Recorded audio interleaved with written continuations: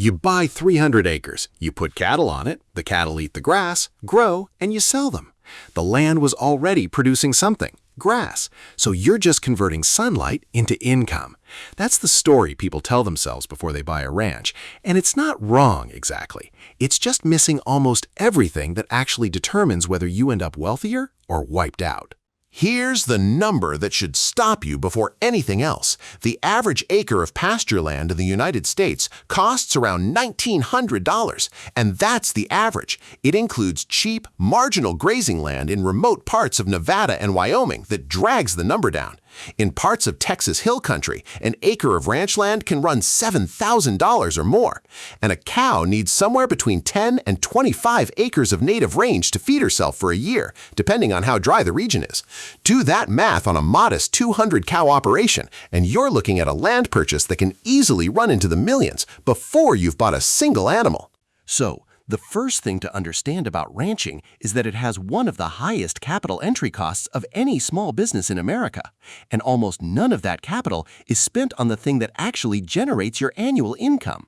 You're not investing in a factory that makes widgets. You're investing in an asset, the land, and then renting out a small slice of its productive capacity to cattle, which is where the real strangeness begins. Because once you've spent millions to get in the door, the actual cattle business is shockingly thin. A well-run cow-calf operation, meaning you keep a breeding herd and sell the weaned calves every fall, generates somewhere in the range of a few $100s of net profit per cow in a good year. University of Kentucky researchers tracking a representative herd found net returns bouncing from around $44 a cow one year to just over $100 the next, depending entirely on how calf prices and input costs moved. That's not a typo, not $4,400, $44 per cow per year. That number sounds almost insulting given what you paid to acquire the land those cows are standing on. And that contradiction is the whole story of ranch economics. You didn't buy a business with a good return on capital. You bought an asset, and the cattle are barely covering their own overhead. Now, why would anyone accept a return that thin? Because the return isn't supposed to come from the cows. It's supposed to come from the land underneath them. And almost nobody who buys into ranching for the first time understands that distinction until years in. Let's slow down and look at what's actually eating that already thin cattle margin, because the mechanics matter. Feed is typically the single largest cost, often 35 to 45% of annual operating expenses, even on grass, because you still have to buy hay for winter, and hay prices in dry years can spike from around $150 a ton to well over $300. Then there's land cost itself, whether you're paying off a mortgage or paying cash rent, which industry estimates typically run somewhere between $150 and $400 per cow once fully accounted for.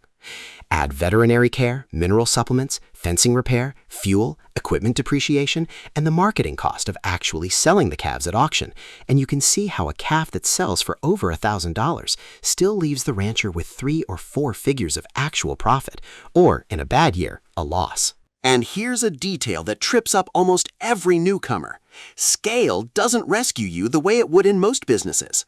Economic research comparing operation sizes found that the smallest herds, 20 to 49 cows, carry total costs north of $2,000 per cow, while operations running 500 or more cows get that down closer to $900 per cow, a cost difference of more than double. That gap exists because a squeeze chute, a set of corrals, a truck, and your own labor cost roughly the same whether you're running 10 cows or 200. A small operation isn't a smaller version of a big one. It's a structurally worse business per animal than a big one, which is exactly why family ranches have been consolidating into fewer, larger operations for decades, and why the number of U.S. farms has been quietly shrinking every year, even as the value of farmland keeps climbing. That last part is the detail to hold on to, because it's about to become important. Land value going up while farm numbers go down isn't a coincidence. It's the mechanism. So if the cattle themselves are barely profitable, where does the actual wealth in ranching come from? This is the pivot most explanations of ranching skip past, and it's the real engine of the whole industry: appreciation. U.S. farm real estate, land and buildings together, has been climbing for years, and pasture land specifically rose again in the most recent USDA report, even after adjusting for inflation. Someone who bought pasture land a decade ago at roughly half today's price didn't need the cattle to make them rich. The land did that on its own, sitting there, whether or not a single calf was ever born on it. This is why a rancher can show you a decade of thin or even negative cash flow from the cattle side and still be sitting on a fortune. The cattle were never the investment. The cattle were the justification, the activity that lets you hold the land, claim agricultural tax valuations that can cut your property tax bill dramatically compared to raw land, and in many states qualify for lower estate and inheritance treatment when the ranch passes to the next generation. In several states, agricultural use land is assessed at a fraction of its market value for tax purposes, sometimes an order of magnitude lower, as long as it's being actively grazed or farmed. Run the cattle, keep the tax break, let the land appreciate. That's the actual business model underneath the visible one. It also explains a pattern that confuses people. Why do wealthy individuals from completely unrelated industries, tech, oil, media, keep buying enormous ranches, despite public data showing the cattle margins are thin? Because they were never buying a cattle business. They were buying a large, tax-advantaged, appreciating land position that happens to come with a picturesque, deductible hobby attached. The cattle operation running at break-even isn't a failure from that owner's perspective. It's overhead on a real estate strategy. For the family that's actually depending on the cattle income to live, no outside job, no unrelated fortune, this is where the story turns from strange to genuinely risky. Because they own the appreciating asset too, but they can't eat the appreciation. You can't pay this year's feed bill with next decade's land value. And that gap between paper wealth and cash in hand is where the fragility of ranching really lives. Which brings us to the mechanism that has defined American ranching for the last several years, and it's a chain reaction worth walking through step by step, because each link makes the next one almost inevitable. It starts with drought. Grass doesn't grow without rain, and when a multi-year drought hits, as one did across the Great Plains beginning in 2021 and rolling into the Central and Southern Plains through 2022 and 2023, ranchers face an immediate, brutal math problem. Your pasture can no longer feed the herd you have. You can buy hay to make up the difference, but hay prices spike right when demand for it spikes hardest because everyone in the drought zone needs it at once. So ranchers face a choice: pay dramatically more to keep cows you already have, or sell some of them now. Faced with that choice, ranchers across the country did what the economics forced them to do. They sold. Not just the extra calves they'd normally sell, they sold breeding females, the cows that would have produced next year's calves and the year after that. Selling a breeding cow isn't like selling this year's harvest. It's like selling the machine that makes the harvest. Once she's gone, rebuilding that reproductive capacity takes years, because a retained heifer doesn't even produce her first calf until she's about 2 years old, and that calf needs another year and a half before it's market ready. The result was a liquidation that fed on itself. As drought persisted through 2022 and 2023, the U.S. beef herd fell from Great Plains states outward, and by January 2024, USDA's inventory count showed the American beef herd had dropped to its smallest size since 1961, with the total cattle count, beef and dairy combined, the smallest since 1951. That's not a bad quarter. That's the smallest American cattle herd in 70-plus years, built up over more than a decade of expansion, unwound by drought and cost pressure in a handful of years. Now here's the counterintuitive turn, the one that would confuse anyone reading the headlines without understanding the mechanism underneath them. With fewer cattle nationally, calf prices didn't fall. They exploded upward, eventually hitting record levels, with cash cattle trading well above historic norms, and cow cash margins climbing from under $200 a head in 2022 toward $500 and beyond by 2024, with 2025 estimates showing calf revenue per cow climbing even further as scarcity persisted into the herd's continued contraction toward an 86 million head total by January 2026, the lowest since 1951. On the surface, that sounds like great news for ranchers. Prices are up, margins per animal are up. But look at what's actually happening underneath that number, because this is the trap. The ranchers earning those record prices are earning them on a herd that's dramatically smaller than it used to be, meaning fewer animals are generating that higher per head profit. And the rebuilding process that would let them cash in fully on high prices requires them to hold back young females as future breeding stock instead of selling them now at record prices. Every heifer a rancher keeps to rebuild the herd is a heifer they didn't sell into a record market. Rebuilding costs money and income today in exchange for capacity 2 years from now. And land costs, feed costs, and interest rates climbing at the same time as calf prices makes that bet more expensive to place than it's ever been. Industry analysts tracking heifer retention noted that even with record prices as an incentive, producers were rebuilding far more cautiously and slowly than in past cycles, held back by the aging producer population, tighter credit, and land increasingly being pulled into non-agricultural uses. So the boom isn't a sign of a thriving industry expanding to meet demand. It's the price signature of an industry that shrunk so much it can't easily grow back, a scarcity premium sitting on top of structural decline. Consumers are paying record prices for beef precisely because the system that produces it has gotten smaller and more fragile, not because it's healthier. That's the kind of number that looks strong on the surface, while the story underneath it is closer to a warning. This is also where the earlier detail about consolidation becomes important again.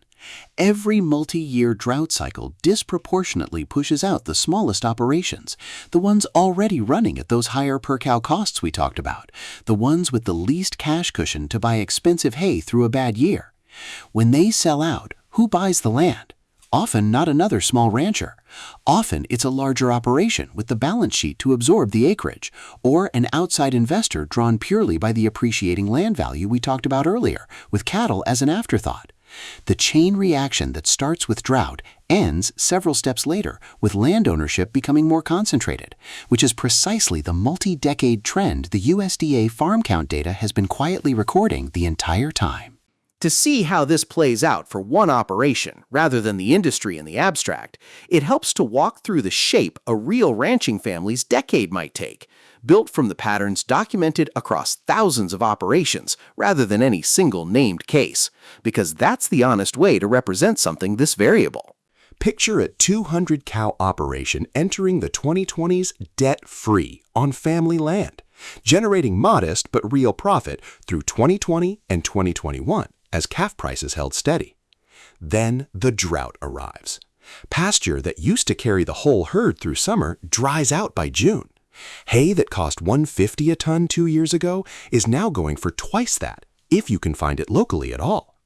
The family does the math and sells 40 cows they didn't plan to sell. Not the extra calves, but breeding females, because that's the fastest way to cut feed demand without buying hay they can't afford. That single decision reduces the herd's future calf-producing capacity by 20% for the next several years, regardless of what prices do next. 2 years later, calf prices are at record highs, and on paper the operation looks better than ever. Until you notice the herd is smaller, so total revenue hasn't actually recovered to pre-drought levels, even though the price per animal has.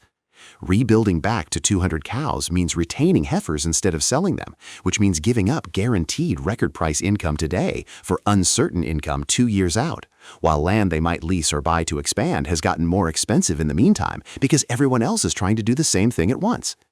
The family that survives this usually does it by leaning harder on the parts of the operation that aren't pure cow cash income, a hunting lease on the back acreage, a cash rent agreement on hay ground they're not using, sometimes a family member's off-farm job covering the health insurance the ranch itself never could. That last detail isn't a footnote. Surveys of farm households have found the large majority report income from outside the farm because the ranch alone, even a successful one, often can't cover a modern household's needs on cattle income by itself. That's the domino effect in miniature.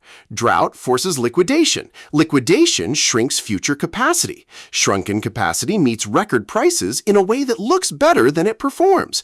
And the operation survives, if it survives, by becoming less purely a cattle business and more a diversified small enterprise that happens to include cattle, which loops us right back to the earlier point about what a ranch actually is underneath the label.